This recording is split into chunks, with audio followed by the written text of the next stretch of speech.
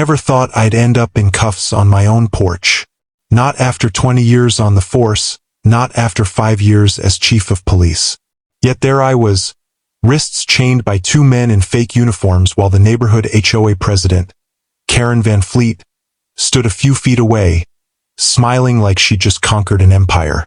They told me I'd violated community bylaws, but I knew the truth. This wasn't about rules. This was about power. And the only thing being tested wasn't my obedience, it was my patience. But that day didn't start with handcuffs. It started with me just trying to live a quiet life. When I bought this house, it was supposed to be a reward, a fresh start. The walls smelled of new paint. The floors creaked with that clean, untouched sound. Outside, oak trees lined the street, kids rode their bikes, and neighbors waved when I passed. I had packed up 20 years of files, commendations, and case notes. My wife had labeled one box "Old Files Burn," her dark humor shining through even after she was gone. I smiled at it because I knew she would have laughed at me still dragging pieces of the job into retirement. My grandfather's photo was in the first box I opened. He stared at me from his army uniform, sharp-eyed, stern, but with that little glint of mischief that always told me he was tougher than life itself. He used to say, "A man's home is his castle, but the best castles have quiet neighbors." And that's exactly what I thought I had found. The first 3 weeks were perfect. I built my workshop in the garage, finally fixed up some old tools I hadn't touched in years, and actually got to know the people around me. Duke from across the street waved every morning with his booming laugh and his ever-present leaf blower. The young family 2 houses down brought over cookies. It felt almost unreal after 2 decades of chaos. For the first time in years, I could sleep through the night without sirens echoing in the background.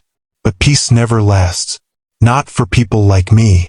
It started with a slip of red paper tucked under my windshield. A violation notice.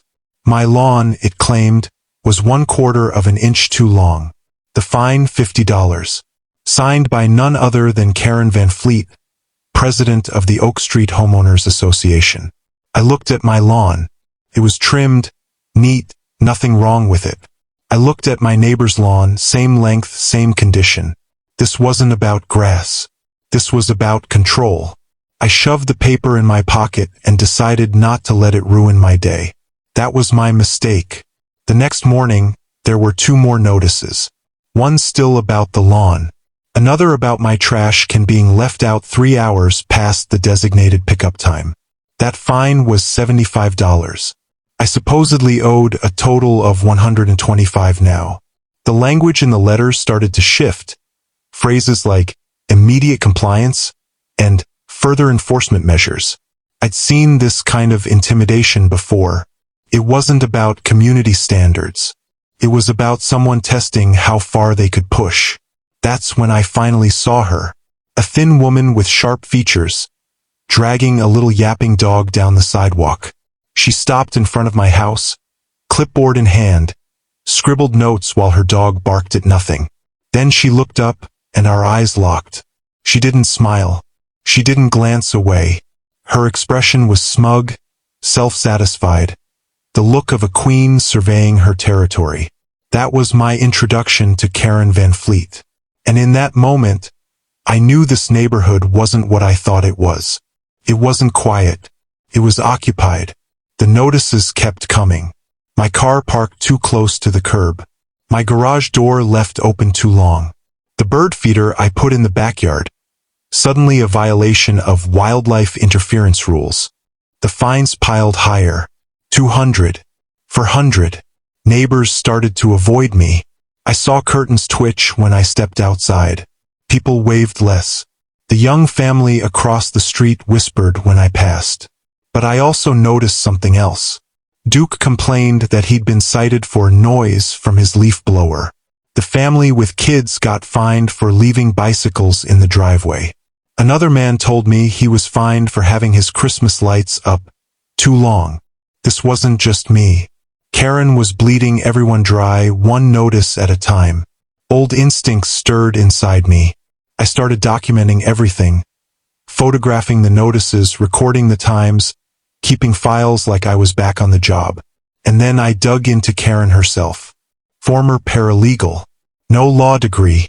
No public office. No actual authority. Just a woman who climbed her way into the HOA presidency and started running the neighborhood like a personal kingdom. I went to one of the HOA meetings to see it firsthand.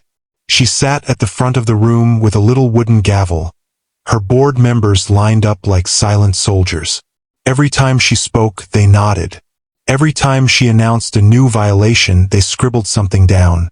The residents sat in folding chairs, silent, intimidated, like they were in a courtroom instead of a community meeting.